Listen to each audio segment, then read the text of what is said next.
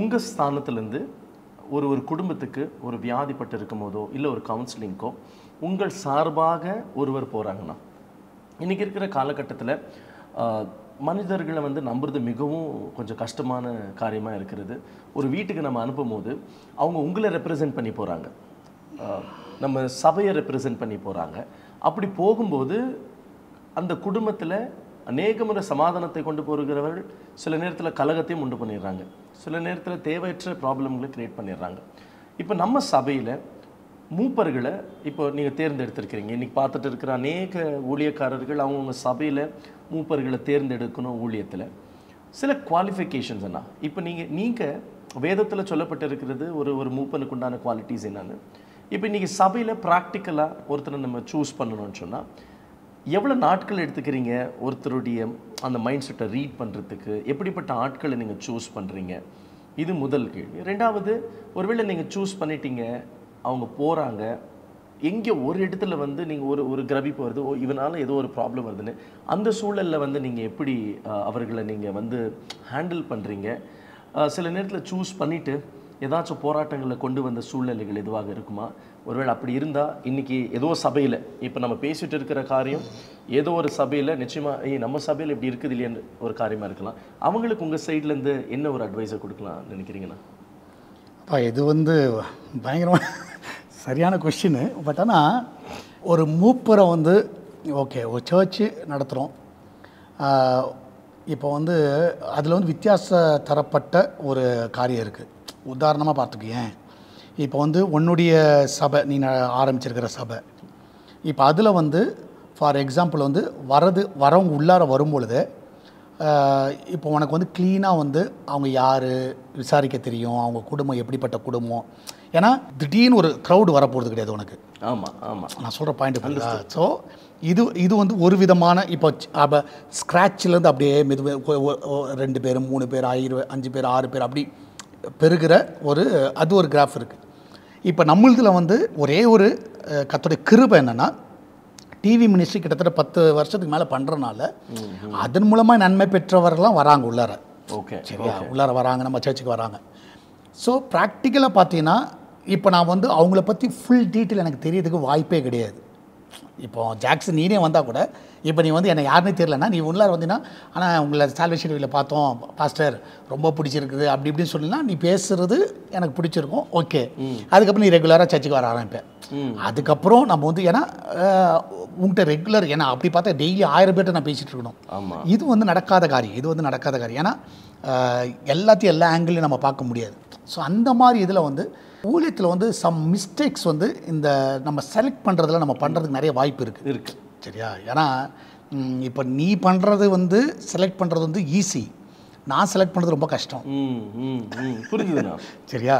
ஆனால் சில தவறுகள் பண்ணியிருக்கிறேன், செலெக்ஷனில் சில தவறுகள் பண்ணியிருக்கிறேன்.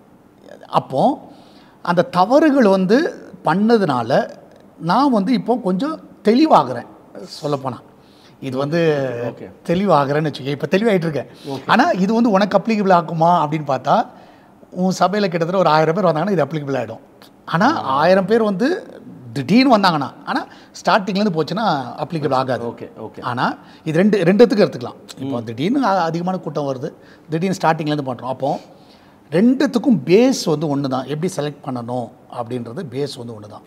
ஃபஸ்ட்டு என்னென்னா, நீ கண்டுபிடிக்க வேண்டியது என்னென்னா, அவன் குடும்பம் எப்படி நடத்துகிறான். ஃபேண்டாஸ்டிக். ஓகேவா? பிரதர் இருந்தார்னா அவர் அந்த குடும்பத்தை எப்படி நடத்துகிறாரு. சரியா? அந்த சாட்சி வந்து உனக்கு ரொம்ப முக்கியம். ஒரு சிஸ்டராக இருந்தாங்கன்னா அவங்க கணவனாரை எப்படி கனப்படுத்துகிறாங்க அப்படின்றது ரொம்ப முக்கியம். அதுக்கு அடுத்தது 2 பேரும் சேர்ந்து பிள்ளைகளை எப்படி வழி நடத்துகிறாங்க. இதை வந்து நீ குடும்பத்தை வச்ச, ஏன்னா க்ளீன் அப்போஸ்தலனாகிய பவுல் சொல்கிறாரு, நம்மளுக்கு வந்து அந்த குடும்பம் நடத்த தெரியலன்னா சபையை நடத்துறது எப்படி. அப்போது ஒரு சபையை நடத்துறதுக்கு ஆண்டவர் வந்து குடும்பத்தை கொண்டு வர்றாரு. ஆனால் நம்ம வந்து இதை கொஞ்சம் அனலைஸ் பண்ணணும். ஸோ நான் ப்ராக்டிக்கலாக சொல்கிறேன், ஒருத்தன் வந்து ஒரு மூப்பர் வந்து வீட்டில் மனைவிக்கிட்ட சண்டை போட்டுக்கிட்டு ஜெபிக்காமல் இது பண்ணாமல், ஆனால் சபையில் வந்து பயங்கர ஆக்டிவாக இருப்பாங்க. நீ அவனை வெய்யி, அவனால் உனக்கு பிரச்சனை தான் அதிகமாகும். ஏன்னா நான் பார்த்துருக்குறேன். பார்க்கறதுக்கு ரொம்ப ஆக்டிவா பயங்கர ஆக்டிவாக இருப்பாங்க. ஆனால் ஃபேமிலியில் எக்ஸாம்பிள் இருக்காது. ஃபேமிலியில் ஒரு மனைவிட்ட தனியாக போய் கேட்டு பாரு. ஆமாம். இல்லை ஸோ அப்போ வந்து ஒரு மூப்பரை நீ செலக்ட் பண்ணுறதுனா குடும்பத்தில் அவன் எப்படி இருக்கிறான். ஓகே. அது வந்து ஃபஸ்ட்டு ப்ரியாரிட்டி. சரியா? அது வந்து பயங்கரமான விஷயம். நீ அதை வந்து ஏன்னா அவன் அங்கே வந்து ஃபெயிலியர்னா முடிஞ்சது கதை. நான் சொல்கிற பாயிண்ட். ஸோ இது வந்து நான் வந்து இந்த விஷயத்தை நான் மிஸ் பண்ணிட்டேன். சரியா? இந்த விஷயத்தில் மிஸ் பண்ணிட்டேன். ஸோ அதனால சில பிரச்சனைகளை நான் சந்தித்தேன். சரியா? அதனால ஊழியத்தில் சில பிரச்சனைகளை சந்தித்தேன். சரியா? இது ஒரு காரணம். இன்னொன்று வந்து நான் ஜென்ரலாக வந்து இந்த பாதையில் போகும்பொழுது ஆவியானவர் என்கிட்ட உணர்த்தின ஒரு நல்ல ஒரு சம்பவம் என்னென்னா, அந்த அப்போஸ்தலர் நாட்களில் வந்து நீ பார்த்தீங்கன்னா பேதுரு வந்து சொல்லுவார். சரியா? நாங்கள் வந்து இந்த விசாரிக்கிறது இதிலலாம் வந்து நாங்கள் வந்து டைம் வந்து பண்ணுறனால எங்களால் ஜெபிக்க முடியல. நாங்கள் எதுக்கு வந்திருக்கோன்னா வேத வசனத்தை சொல்கிறதுக்கு தான் நாங்கள் வந்திருக்கிறோம். நான் உட்காந்து டெய்லி வந்து விசாரிக்கிறதுலையும் அதுலேயும் உட்காந்துருந்தா முடியாது. அதனால் சிலரை வந்து நம்ம அதுக்குன்னு தேர்ந்தெடுக்கலாம் அப்படின்ற மாதிரி பேசுவாங்க. ஸோ அந்த சம்பவத்தில் நீங்கள் பார்த்தீங்கன்னா அந்த அப்போஸ்தலர் 6வது அதிகாரத்தில் ரொம்ப அழகாக இருக்கும். 3வது வசனத்தில் பார்த்தீங்கன்னா, ஆதலால் சகோதரரே பரிசுத்தாவி ஞானம் நிறைந்து நற்சாட்சி பெற்றிருக்கிற 7 பேர். நீ இந்த கேட்டகரி வச்சுக்கோ எப்பவுமே. ஓகே. சரியா? ஓகே. பரிசுத்தாவியும், ஏன்னா பரிசுத்தாவியனர் தான் அந்த ஞானத்தை தருவார். ஓகேவா? ஏன்னா அவர் தான் அந்த ஞானம் ஃபுல்லாக தருது. ப்ளஸ்ஸு நற்சாட்சி பெற்றிருக்கிற. நற்சாட்சி எங்கே வரும்? குடும்பத்தில் தான். ஸோ இந்த கேட்டகரியை நீ செலக்ட் பண்ணிட்டீன்னா நீ தப்பிச்ச. ஆனால் இந்த கேட்டகரி இல்லாத யாருன்னா ஒருத்தர் வையன், அவனால் உனக்கு பெரிய பிரச்சனை தான். பிரச்சனை இல்லை. ஏன்னா அவனுக்கு சாட்சி கிடையாது. பரிசுத்தாவியனுடைய அந்த இது கிடையாது, அவனுக்கு நடத்துகிறதே கிடையாது. ஏன் பரிசுத்தாவியானவர் வேணும்னு சொல்கிறேன்னா, இப்போ அவன் ஒன்று தவறாக பேசிட்டா கூட அந்த பரிசுத்தாவியனை உணர்த்துவார்ல. ஆமாம். அவனுக்கு அந்த உணர்வே இல்லையே. நான் பண்ணுற தப்புனே தெரியாது, நான் பேசுகிற தப்புனே தெரியாது.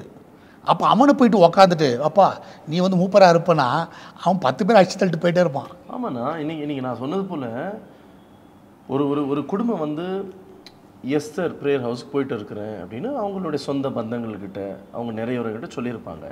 இப்போ இங்கே நம்ம போகிற மூப்பனார் பரிசுத்த ஆவி இல்லாமல் ஏதோ ஒரு தீங்கு செஞ்சுட்டு வந்தால் அந்த பர்சனோட பேரை சொல்ல மாட்டாங்க. இந்த சபையிலேருந்து இப்படி ஒரு போராட்டம் வந்துச்சு, அது நேரடியாக சபைக்கும் தேவனுடைய நாமத்துக்கும் தூஷணமாகுது. ஸோ அந்த மாதிரி ஒரு சூழல் வந்து ரொம்ப ரொம்ப ஞானமாக. இதனால சில ஆத்மாக்களை நான் இழந்திருக்கிறேன். இது வந்து என்னுடைய தவறு, என்னுடைய மதியினம் சொல்லலாம், புத்தியினம் சொல்லலாம். சரியா? ஏன்னா ப்ராக்டிக்கலாக பேசணும்பா. சந்தோஷம். இது வந்து இது நிறைய பேர் வந்து ஒத்துக்கிறது இல்லை, வாதம் பண்ண தான் அது எடுப்பாங்களே. ஸோ அதனால சம்டைம்ஸ் வந்து இதை எப்படி சரி பண்ணுறதுன்னு பார்த்தீங்கன்னா, சம்டைம்ஸ் வந்து அவங்கள்ட்ட அந்த பொறுப்பு கொடுக்குறதெல்லாம் கொஞ்சம் அப்படியே ஸ்டாப் பண்ணுறது நல்லது. ஓகே. அவங்கள்ட்ட வந்து அந்த காரியங்களை வந்து நிறுத்துறது ரொம்ப நல்லது. ஏன்னா இது வந்து அவங்கள திருப்திப்படுத்துறதுக்காக நான் பண்ணேன்னு வச்சுக்கோங்களேன், இருக்கிறது போயிடும். ஆமாம். சரியா? ஆமாம். அதனால ஆனால் அவனை நான் வந்து வெறுக்கவும் முடியாது. அவனை திருத்த பார்க்குறேன், நான் சொல்லித்தர பார்க்குறேன். இப்போ சொல்லித்தரத்துருக்கேன். அவன் ஏற்றுக்கிறானா சிலது வந்து சேஞ்ச் ஆகும், கொஞ்சம் டைம் எடுக்கும். பட் ஆனால் அந்த ட்ரீட்மெண்ட் கொஞ்சம் ஹெவியாக இருக்கணும்னு வச்சுக்கோங்க, கொஞ்சம் இதாக இருக்கணும். ஓகே. ஸோ இது வந்து நம்ம வந்து பேர் பண்ணினா நம்ம ஒரு மெய்ப்பனாக இருக்கனால. இப்போ அவன் பண்ணிட்டான்னு சொல்லிட்டு அவனை வந்து நம்ம வந்து நீ நர்சாட்சி இல்லைப்பா, நீ மனைவிட்டெல்லாம் சண்டை போடுறப்பா போப்பா அப்படி சொல்ல முடியாது. கரெக்ட். ஏன்னா பாவிகளை ரசிக்க தான் ஆண்டவர் வந்தார். ஸோ சபை வந்து இங்கே வந்து அவன் பரிசுத்தமாகிற ஒரு இடம். ஸோ நம்ம வந்து எப்படி கரெக்ட் பண்ணணும் அப்படின்றத நான் பார்த்துட்டு கரெக்டாக டைம் கிடைக்கும்போது அவன்கிட்ட பேசிடுறது. நீ பண்ணுறது தப்பு, நீ பேசுகிறது தப்புப்பா, இதெல்லாம் வந்து செட் ஆகாது, சரியா அப்படி சொல்லி க்ளீனாக அடிப்பேன். ஸோ சில டைம் இந்த ஊழிய பாதையில் ஒரே ஒருத்தர் வந்து ரொம்ப மோசமாக பிஹேவ் பண்ணார். மோசமானா ஊழியத்துக்கு விரோதமாக. ஆனால் நம்மள்கிட்ட வரும்போது பாஸ்டர் பிரைஸ் லார்ட் அப்படின்னுவார். இந்த கும்பலாம் நிறையா இருக்கும். சரியா? இந்த கும்பல் நிறையா இருக்கும். நம்ம முன்னாடி வரும்போது செம்மையாக பிரைஸ் லார்ட் சொல்கிறதா இருக்கட்டும், அவங்க கண்ட்ரோலில் வைப்பாங்க. ஃபுல்லாகவே அவங்க கண்ட்ரோல். இன்னொன்று வந்து அந்த கண்ட்ரோல் இப்போ என்னென்னா அவரை மீறி நீ வந்து பாஸ்டை பார்க்க முடியான்ற ஒரு சீனை கிரியேட் பண்ணுவாங்க சிலர்லாம். அவங்களே நமக்கே தெரியாது. அது வந்து என்றைக்குமே என்கரேஜ் பண்ணாதீங்க. எப்பா எல்லாமே என்னுடைய மந்தை, மந்தைக்கு என்னை ரீச் பண்ணுறதுக்கு ஃபுல் அதிகாரம் இருக்குது. இப்போ நிறைய டைம் என்ன ஆகிடும்னா, இவர்கிட்ட சொன்னால் தான் அவர் சொன்னால் தான் நடக்கும் அப்படின்ற கான்செப்டை கொண்டு வந்துட்டிங்கன்னா ரொம்ப ரொம்ப கஷ்டம். நீங்கள் சொல்லுந்த விஷயமா நான் ஒரு சில சபைகளில் இது வந்து இப்போ கேள்வி வரல, பட் ஒரு சில நாட்களில் என்கிட்ட பேசுனது உண்டு. சில ஊழியக்காரங்க இந்த ஒரு நல்ல ஒரு சீஃப் மினிஸ்டரோ இல்லை ஹோம் மினிஸ்டரையோ போய் மீட் பண்ணுறது போல் அப்பாயின்மெண்ட் வாங்கிட்டு தான் பாஸ்டரை பார்க்கணும். அவருக்கு ஒரு கீழே ஒரு பிஏ இருப்பாங்க, அவங்கக்கிட்ட போய் பேசணும், டைம் கிடைக்காது. ஆரம்ப காலத்தில் கொடுத்த நேரம், அதாவது ஒரு குடும்பமாக போய் சந்தித்து கொடுத்த அன்பும் கொடுத்த நேரமும் நாட்கள் ஆக ஆக மந்தையில் கொஞ்சம் கூட்டம் பெருக பெருக ஆதியில் இருந்த அன்பு போய், முதல்லாம் வந்து ஊழியக்கார் வீடு தேடி போய் பார்ப்பாரு. காலம் போக கொஞ்சம் ஆட்கள் சேர, கொஞ்சம் காணிக்கை பெருக, கொஞ்சம் ரிச்னஸ் பெருக, யார் வந்து பக்கத்துணையாக இருந்தாங்களோ ஆரம்ப கட்ட ஊழியத்தில் அவங்களே அப்பாயின்மெண்ட் வாங்கி ஊழியக்காரர்களை பார்க்கணுன்ற ஒரு கட்டத்தை உருவாக்கி வச்சுருக்கிறாங்களேன்னா இது எந்த மாதிரியான ஒரு ஆங்கிளாக இருக்கும்? அப்பாயின்மெண்ட் வாங்கலை அதெல்லாம் ரெண்டாவது. சரியா?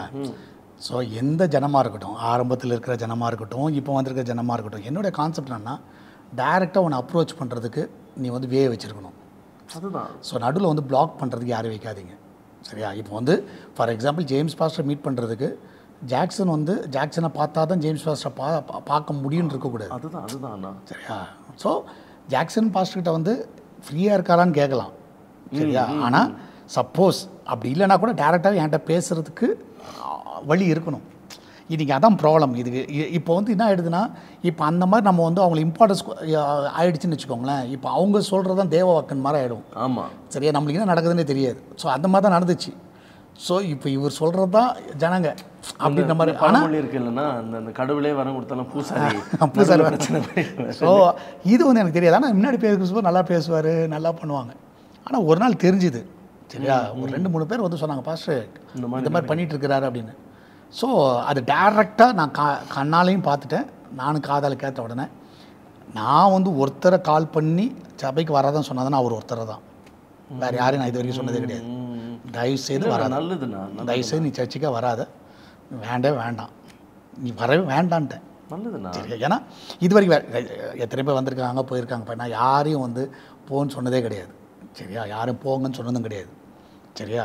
வரவங்களை ஏன் வந்தேன்னு கூட கேட்க மாட்டேன், ஏன்னா நீ ஆராதிக்க வர. சரி, ஆனால் ஒரே ஒருத்தரை தான் வர வேணான்னு சொன்னேன். ஏன்னா அவன் எதுக்கு பிரச்சனையாக இருக்கிறான்னா, ஊழியத்துக்கே பிரச்சனையாக இருக்கிறான், இல்லைன்னா ஆத்மாக்கள் பிரச்சனையாக இருக்கிறான். ஒரு மந்தையை விசாரிக்க வேண்டியது. அப்போ உங்கள் மந்தை மேலே கவனமாக இரு அப்படின்னு சொல்லும்போது, ஒரு ஆடு மந்தைக்குள்ளே ஓநாய் வந்தால் கண்டிப்பாக அந்த ஓநாயை வந்து விளக்க வேண்டியது ஒரு மந்தை. அது ஒருத்தர் மட்டும் நான் அது பண்ணி இது ஒரு அதை நீ கேட்டிங்கல்ல எப்படி அதை இது பண்ணுவீங்கன்னு, அதுக்கு இதான் வராதுண்ணா. நிச்சயமாக இன்னைக்கு நிறைய சபைகளில் இருக்கிற கேள்வி என்ன இது நான் கேட்டுட்டு இருக்கிறேன்னா, நான் ஏற்கனவே சொன்னது போல் அவங்களுடைய ரெப்ரசன்டேட்டிவாக நான் இந்த கேள்விகளை கேட்டுட்டு இருக்கேன். ஆனால் இந்த கேள்விக்கு கோர்வையாக அவங்க கேட்ட கேள்விகள் ஞாபகம் வரும்போது நான் அதை கேட்குறேன். ஆனால் இன்றைக்கி வந்து சபைகள், இப்போ நீங்கள் சொன்னீங்க, பேதுரு சொன்னார், நான் வந்திருக்கிறது ஜெபிக்கிறதுக்காக, ஆண்டவருடைய வார்த்தை சொல்கிறதுக்காக, நான் இந்த காரியத்துக்காக நான் வரல. இப்போது அதிகபட்சமானா ஒரு சபையில் வந்து கவுன்சிலிங்ன்றது ரொம்ப ரொம்ப முக்கியமான ஒரு விஷயம் அப்படின்னு பார்க்கப்படுது. இந்த கவுன்சிலிங்காக நிறைய பேர் வருவாங்க. இந்த கவுன்சிலிங்கை வந்து நீங்கள் கொடுக்கணும்னு சொன்னால் ஒரு சில காரியங்கள் உங்களுக்கு அனுபவம் இருக்கும், அதை மேற்கொண்டு நீங்கள் கவுன்சிலிங் கொடுக்கலாம். சில காரியங்கள் அது குறித்து ஏபிசிடி தெரியாத சில காரியங்களாக இருக்கலாம். சில நேரத்தில் நம்ம கொடுக்குற கவுன்சிலிங்கை எடுத்துக்கிட்டு அது வேறு விதமாக கூட அது அதனால் ப்ராப்ளம்கள் உண்டாயிடலாம். ஸோ இப்போ உங்கள்கிட்ட கவுன்சிலிங்னு வரும்போதுன்னா நீங்கள் ஒரு கவுன்சிலிங் கொடுக்கணும். இதை வந்து எப்படி மேனேஜ் பண்ணுறீங்க? ஏன்னா எனக்கு ஒரு சிம்பிள் குவெஸ்சன் இதில், இன்றைக்கி சபை எப்படி ஆகிட்டு இருக்குதுன்னா, ஒரு சில சபைகள் கோர் கான்செப்ட் வந்து தேவனுடைய சுவிசேஷத்தை அறிவிக்கணும், பரலோக காரியத்தை அறிவிக்கணும், இதுதான் கோர் ஒரு சபையோட காரியம். இன்றைக்கி நிறைய பேர் என்னத்துக்கு சபைக்கு வர்றாங்கன்னா, இந்த ஒரு ஊழியக்காரனை எப்படி வச்சுருக்கிறாங்கன்னா, அந்த கட்ட பஞ்சாயத்து மரத்தடியில் உட்கார வச்சு, எங்கள் வீட்டில் வந்து இந்த சண்டை குடும்பத்தோடு வந்து இங்கே உட்காந்துன்னு ஊழியக்காரை உட்கார வச்சுட்டு சண்டை போடுவாங்க. நான் ஒரு சபையில் வளர்ந்தேன், என் ஊழியக்கார முன்னாடி இப்படி தான் பண்ணுவாங்க, அவரை உட்கார வச்சுனே சண்டை போடுவாங்க. இப்படிப்பட்ட சூழ்நிலைகள் உருவாகுதுன்னா இதுக்குன்னே சர்ச்சுக்கு வருவாங்க. சத்தியத்தை கேட்க மாட்டாங்க, சர்ச்சுக்கு வர மாட்டாங்க. சண்டை காரியம் நடக்கும் போதோ இல்லை பஞ்சாயத்து வரும்போதோ அப்போ மாத்திரம் சபைக்கு வருவாங்க, ஊழியக்காரர்கிட்ட வருவாங்க. இப்படிப்பட்ட ஆட்களை வந்து நீங்கள் எப்படி வழி நடத்தி இருக்கிறீங்கன்னா, இப்படி நடந்திருக்குதா? பைதவே நடந்திருக்க வாய்ப்பு இருக்கு. இந்த ஆலோசனை கொடுக்கறது வந்து ஒன்று வந்து நம்ம வந்து ரொம்ப தெளிவாக இருக்கணும். என்ன தெளிவாக இருக்கணும்னா, ஒரு ஃபேமிலி கவுன்சிலிங் வருதுன்னு வச்சுக்கோங்க. ஒரு ஹஸ்பண்ட் அண்ட் ஒய்ஃப் கவுன்சிலிங் வந்துச்சுன்னா சரியா, ஃபஸ்ட்டு வந்து 2 பேரும் தனித்தனியாக வந்து கவுன்சிலிங் விஷயத்தை கேட்கணும். ஓகே. என்றைக்குமே வந்து நீ ஒரு மைண்டு, இப்போ ஃபார் எக்ஸாம்பிள் ஜாக்சன் வந்து எனக்கு ரொம்ப தெரிஞ்சவன் சரியா, ஒய்ஃப் எனக்கு தெரியாது. ஸோ நான் வந்து உனக்கு ஃபேவராக இருக்கக்கூடாது, ஒரு கன்க்ளூஷன் வந்துடக்கூடாது, இவன் நல்லவன் தான், ஒய்ஃப் தான் இது அப்படின்னு. ஸோ இந்த மைண்ட் செட் வந்து கண்டிப்பாக தேவை. நம்மளுக்கு வந்து இந்த மைண்ட் செட் கண்டிப்பாக இருக்கணும். நியூட்ரலாக இருக்கணும். ஃபஸ்ட்டு விசாரிக்கணும். ஃபார் எக்ஸாம்பிள் உன்ட்ட எல்லாத்தையும் விசாரிச்சிடுறேன், உன்னை வெளியே உட்கார வச்சுட்டு இந்த அம்மாவை பேச சொல்லணும், அதுவும் எல்லாம் பேசிடும் சரியா. இதுலேயே வந்து ஒரு 50% ஆஃப் த ப்ராப்ளம் வந்து நீ வந்து கண்டுபிடிச்சிடலாம். ஓகே சரியா. ஏன்னா 100மே பொய் சொல்ல முடியாது, சொன்னால் ஒரு 50 பொய் சொல்லலாம். ஓகே, 50 உண்மை இருக்கும். ஓகே சரியா. ஸோ அதனால் அதை ரெடி பண்ணிடலாம். அதுக்கு பிறகு 2 பேரும் உட்கார வச்சுட்டு சரியா, நம்மளுக்கு வந்து அதில் மேஜர் பாயிண்ட் என்ன நம்மளுக்கு தெரிஞ்சிடும். ஸோ இவங்க வந்து ஒரு 20 பாயிண்ட் சொல்லியிருப்பாங்க, ஆனால் பிரச்சனை வந்து அந்த 2 பாயிண்ட் தான் இருக்கும். மீதி 18 பெரிய மேட்டரே கிடையாது சரியா. எங்கே அந்த ரூட்டு வந்து வருது, எங்கேருந்து வந்துச்சு அப்படின்றத நம்ம 2 பேர் தனித்தனியாக பேசினா கண்டுபிடிச்சிடலாம். ஸோ கண்டுபிடிச்சிட்டிங்கன்னா அந்த 2 வச்சு இவங்க 2 பேருக்கு கவுன்சிலிங் கொடுக்கலாம். ஓகே சரியா. இன்னொன்று நம்ம வந்து இன்னொரு மெத்தட் நம்ம மைண்டில் வச்சுக்கணும். இப்போ நம்ம கவுன்சிலிங் கொடுத்தனால இவங்க கேட்டுருவாங்க, திருந்திடுவாங்கன்னு நினைக்கக்கூடாது. ஓகே சரியா. ஓகே. ஏன்னா இப்போ நம்மளுக்கு என்ன கோவம் வந்துடும்னா, நான் இவ்வளோ சொல்லி கேட்கல, டைம் வேஸ்ட் பண்ணிட்டேன், அத்தனையும் வேஸ்ட்டா. ஸோ நீ வந்து கர்த்தர் வந்து உன்னை ஆலோசனை கொடுக்க வச்சிருக்கிறார், அவ்வளோதான். ஓகே சரியா. அவன் கேட்குறதும் கேட்காததும் அவன் அந்த கான்சிக்வன்ஸ் அவன் பார்த்துக்கிட்டோம் சரியா. நம்மளுக்கு என்னென்னா, நம்ம போகும் பொழுது கர்த்தருடைய ஆலோசனை நான் கரெக்டாக கொடுத்துட்டேன், அவ்வளோதான். இந்த ஒரு திருப்தி இருந்துச்சுன்னு வச்சுக்கோங்க. ஸோ ரியலி சொல்கிறேன், நம்ம வந்து சோர்ந்தே போக மாட்டோம் சரியா. அதில் வந்து நம்ம வந்து எக்காரணம் கொண்டும் சோர்ந்தே போக மாட்டோம். அப்போது இந்த மோசஸ் வந்து காலையிலேருந்து ஜனங்களை வந்து விசாரிக்கிறார். இதை வந்து மாமனார் பார்த்துக்கிட்டே இருக்கிறார் சரியா. யார்? ஜெத்ரோ பார்த்துட்டே இருக்கிறார் சரியா. அப்போ ஜெத்ரோ வந்து காலிலேருந்து என்னடா இது நம்மளுடைய மருமகன் வந்து பார்த்துக்கிட்டே ஆலோசனை பண்ணிகிட்டே இருக்கிறாருன்ற ஒரு இது இல்லை. அவருக்கு ஒரு ஆலோசனை வந்து யார் கொடுப்பார்னா மாமனார் கொடுப்பார். இது தேவனிடத்துலேருந்து வரல, நல்லா ஞாபகம் வச்சுக்கோ. ஓகே ஓகே ஓகேவா. இன்ட்ரெஸ்டிங்காக இருக்குண்ணா. ஓகே. தேவனிடத்துலேருந்து வர்றது வேற, இது சொல்லப்போனால் மாமனார்ட்டேருந்து வருது. மாமனார்ட்டேருந்து மருமகனுக்கு ஒரு ஆலோசனை வருது. அந்த ஆலோசனை வந்து ரொம்ப நல்லாயிருக்கும். இதில் பார்த்தீங்கன்னா, நீங்கள் யாத்ராம புஸ்தகம் 18வது அதிகாரத்தில் பார்த்தீங்கன்னா சரியா, 20வது வசனத்தை வாசிக்கிறேன் சரியா. கட்டளைகளையும் பிரமாணங்களையும் அவர்களுக்கு வெளிப்படுத்தி அவர்கள் நடக்க வேண்டிய வழியையும் அவர் செய்ய வேண்டிய காரியத்தையும் அவர்களுக்கு தெரியப்படுத்தும். ஜனங்கள் எல்லாருக்குள்ளும் 21வது வசனம் இருக்குது, ஜனங்கள் எல்லாருக்குள்ளும் தேவனுக்கு பயந்தவர்கள், உண்மை உள்ளவர்கள், பொருளாசை வெறுக்கிறவர்களுமான திறமையுள்ள மனிதரை தெரிந்து கொண்டு. அப்போ 3 கேட்டகரி இருக்கான்னு பாரு. ஈவன் இப்போ நீ வந்து ஃபார் எக்ஸாம்பிள் நீ ஒரு மூப்பரை அசைன் பண்ணுற, யாராவது ஒருத்தர் அசைன் பண்ணுறீங்க, எது ஆலோசனைக்கு அசைன் பண்ணுறீங்கன்னா, இந்த 3 குவாலிட்டிஸ் கண்டிப்பாக இருக்கணும். அவன் தேவனுக்கு பயந்தவனாக இருக்கிறானா, உண்மையை பேசுவானா, பொருளாசை இல்லாதவனாக இருக்கிறானா. ஓகே. இப்போ என்னுடைய கான்செப்ட் படி நீ ஆலோசனை போய் கேட்குற இடமும் இப்படிப்பட்ட ஆளாக தான் இருக்கணும். நான் சொல்கிற பாயிண்ட் இப்போ தான், இப்போ ஜேம்ஸ்கிட்ட வரீங்க சரியா, இல்லை ஜாக்சன்கிட்ட வரீங்க. நான் வந்து ஜாக்சன்கிட்ட நான் ஆலோசனை கேட்க வரத்துக்கு முன்னாடி நான் திங்க் பண்ணணும், ஜாக்சன் தேவபக்தி உள்ளவனா, ஓகே டிக்கு, ஓகே ஓகேவா. அடுத்தது என்ன இருக்குது, உண்மையாக இல்லாதவனா, டிக்கு, பொருள் ஆசை இல்லாதவனா.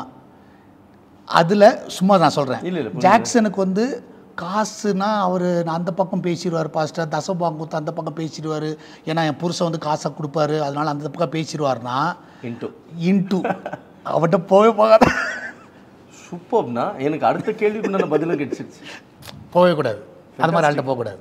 ஃபென்டாஸ்டிக். என்ன அடுத்த கேள்வி என்னவா இருந்துச்சுன்னா, எஸ்தருக்கு ஒரு முருதைக்காய் ஆலோசனை கொடுக்கறதுக்கு சிலர் சொல்கிறாங்க இல்லைங்களா, யூ ஷுட் ஹேவ் உங்களுக்கு வந்து ஒரு நல்ல வந்து ஆவிக்குரிய ஒரு கைடன்ஸ் வேணும், ஒரு மென்டார் வேணும் அப்படின்னு சொல்லுவாங்கன்னா, அவங்கள வந்து கைட் பண்ணுறதுக்கு இதை இது செய்யாத அப்படின்னு சொல்கிறதுக்கு ஒரு மென்டார், ஒரு கிறிஸ்துவ மென்டார் வேணும், ஒரு ஆவிக்குரிய மென்டார் வேணும்னு சொல்லுவாங்க. இது எதுக்காக நம்ம வேணும், எப்படிப்பட்ட ஆட்களை நம்ம அப்படி ஒரு மென்டாராக சூஸ் பண்ணணும் அப்படின்ற என் கேள்விக்கு எனக்கு பதில் கிடைச்சிருச்சு. இல்லைப்பா, ஏன்னா இன்றைக்கி என்ன எடுத்துருவோம் பயங்கரமான ட்ராபேக் கிறிஸ்டியானிட்டியில். இப்போ ஒரு குடும்பம் வந்து ஆலோசனைக்கு வராங்கன்னா புருஷன் வந்து சம்பாதிக்கிறவங்களா இருப்பாங்க, மனைவி வந்து ஃபார் எக்ஸாம்பிள் அவர் வந்து நல்லா காணி கொடுக்குறவராக இருப்பார். அப்போ பாஸ்டர் என்னன்னா அவங்களுக்கு ஃபேவராக பேசுவார். ஏன்னா இவரோட மைண்ட் என்னன்னா இவன் போயிட்டானா இந்த காசு வராது. நான் சொல்கிற பாயிண்ட் புரியுதா? ஸோ இப்போ நீ அவன்கிட்ட போய் உட்காந்து அந்த மாதிரி ஆள்கிட்ட போய் உட்காந்துட்டு பாஸ்டர் எங்களுக்குள்ள பிரச்சனை பாஸ்டர் சொன்னால் அந்த அம்மாவை தான் திட்டுவான். கண்டிப்பாக அந்த அம்மாவை தான் திட்டுவாங்க, கண்டிப்பாக திட்டுவாங்க. என்ன நம்ம பண்ணிருக்க, அவனை சம்பாதிக்க வேணாமா, இது பண்ணாமா. அப்போ உனக்கு என்ன ஆகிடும், யார் அந்த வந்து உனக்கு 1000 ரூபா கொடுக்குறதுல 2000 ரூபா போகும்போது தாங்க பாஸ் அப்படி குத்துட்டு போவான். எவ்வளோ பெரிய ஒரு உண்மை. ஸோ அந்த கேட்டகரி வந்து தேவ பக்தி உள்ளவன், உண்மை உள்ளவன், பொருளாச யாருனாலும் சரிப்பா. இப்போ பேசிக்காக இந்த 3மே இருக்கா உங்கள் போதகர்கள்ட்ட, இந்த 3மே இருக்கா, அது யாராக இருந்தாலும் சரி, அது ஜேம்ஸாக இருந்தாலும் சரி, பிஷப்பாக இருந்தாலும் சரி, யாராக இருந்தாலும் சரி, இந்த 3மே அவங்கள்ட்ட இருந்ததுன்னா நீங்கள் வந்து தைரியமாக நீங்கள் பேசலாம். ஆலோசனை ஏன்னா கரெக்டான ஆலோசனை கொடுப்பார்கள். ஏன்னா இவங்க வந்து பணத்துக்கு ஏமாற மாட்டாங்க, உண்மை உள்ளவர்கள், கர்த்தருக்கு பயந்தவங்களாக இருப்பாங்க, தேவனுக்கு பயந்தவங்க. அப்போ கரெக்டாக இருப்பாங்கன்றது நம்மளுக்கு ஒரு கான்ஃபிடென்ட் இருக்கும். இப்போ நிறைய பேர் ஏமாறுறது இந்த இடத்துல தான் ஏமாறுறது. நீங்கள் வந்து ஆலோசனை வந்து யாருன்னா நாங்கள் போனோம் எங்களுக்கு வந்து சரியாகவே கைட் பண்ணல அப்படி சொன்னாங்கன்னா எழுதி வச்சுக்கோ, இந்த 3த்தில் எதுனா ஒன்று அவங்க வீக்காக இருக்கும். இதை தவிர எதுவுமே இருக்காது. அதனால இப்போ சர்ச்சிலேருந்து ஒருத்தவங்களே யாருன்னா ஒரு எல்டர் அனுப்புகிற யாருன்னா ஒன்று அனுப்புறீங்கன்னா இந்த 3 தகுதி இருக்கான்னு பாருங்கள். Quality check, tick tick tick 3மே இருந்தால் ஓகே அனுப்பு, இல்லைன்னா தயவுசெய்து ஒன்றும் வேணாம் போகாத, அனுப்பா நீனும் போகாது. இல்லைண்ணா ஒரு அமேசிங்கான விஷயம். ஏன்னா இது ரொம்ப ரொம்ப குழப்பமானது. ஒரு வசனத்தை கொண்டு அந்த ரெஃபர் பண்ணி இது பேசிக்லி இனிமே பார்த்துட்டு இருக்கிற அத்தனை பேருமே இல்லைப்பா கவுன்சிலிங் ஏன்னா ஆலோசனை இல்லாத இடத்துல வந்து ஜனங்கள் சீர்கிட்டு போகிறாங்க. அப்போது இன்றைக்கி ஆலோசனைன்ற பேரில் வந்து இந்த கேட்டகரி ஆட்கள்கிட்ட போய் நிறைய பேர் தவறாக ஆலோசனை கேட்டுடுறாங்க. அது அதர் சைட் ஆகிடுதுன்னா அதான் நீங்கள் சொல்கிற மாதிரி ஆலோசனை இல்லாத இடத்துல சீர்கெட்டு போகிறாங்கன்னு சில ஆலோசனைனால சீர்கெட்டு போகிறாங்க. ஆமாம், ஏன்னா இது மாதிரி ஆள்கிட்ட போய் ஆலோசனை கேட்குறது நீ பேசாமல் டிவோர்ஸ் பண்ணிவிடு, இவங்ககிட்டலாம் வாழவே முடியாதுன்னு அவங்க இன்னும் கொஞ்சம் நேரத்தில் ஒரு நல்ல ஆலோசனை இப்போ அவங்க சொன்னாங்கன்னா அப்போ வந்து அவங்க வந்து ஏதோ ஒரு மணி அங்கே வந்து மணி ஏதோ ஒன்று இருக்கும், சம்திங் இந்த 3 கேட்டகரியில் இந்த கேட்டகரியில் ஏதோ ஒன்று இருக்கும். நீங்கள் பாருங்களேன், செக் பண்ணி பாரு, ஒரு காணிக்க கொடுக்காம நிறுத்திப்பார் அவர் எப்படி பேசுகிறாரு பாரு. ஆமாண்ணா, இல்லை உண்மையிலேண்ணா இது ப்ரைஸ் தி லார்ட்.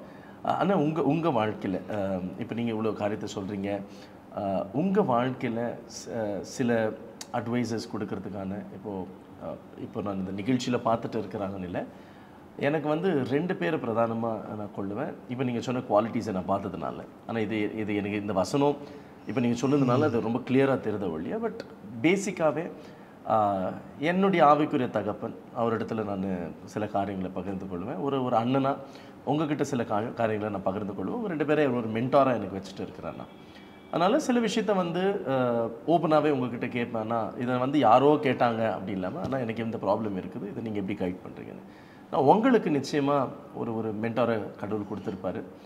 அந்த மென்டார்கிட்ட பார்த்த குவாலிட்டிஸ், ஒரு நல்ல குவாலிட்டிஸு, அல்லது உங்கள் மென்டார் யார் அப்படி பேர் சொல்லக்கூடுமானால் சொன்னீங்கன்னா உங்களை பற்றி நான் கொஞ்சம் தெரிஞ்சுக்கலாம். இல்லைப்பா, மென்டார்னு பார்த்தீங்கன்னா